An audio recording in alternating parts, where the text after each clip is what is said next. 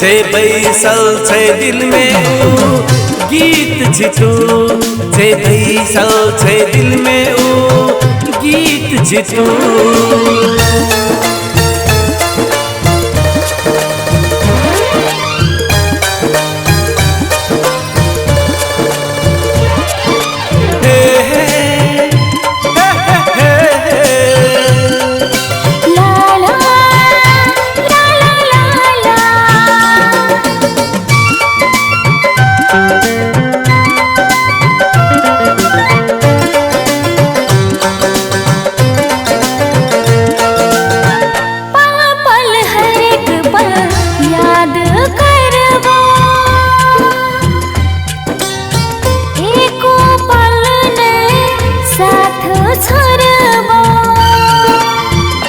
हो पल पल हर एक पल याद करबो, एको पल में साथ छोड़बो।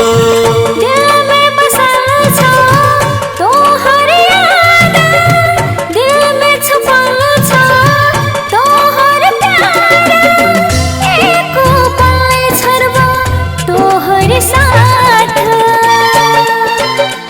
हमर प्रीत जितू मन मीत जितू, जे बैसल छै दिल में ऊ गीत जितू, जे बैसल छै दिल में ऊ गीत जितू।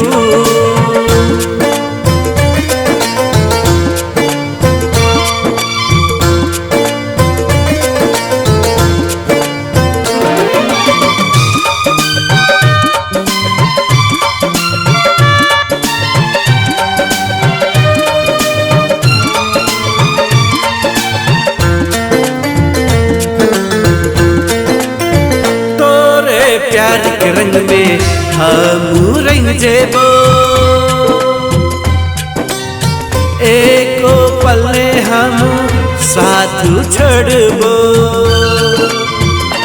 हो तोरे प्यार के रंग में हम रंग जेबो, हर पल हर घड़ी याद हम करबो। तू ही छी हमर दिल के रानी,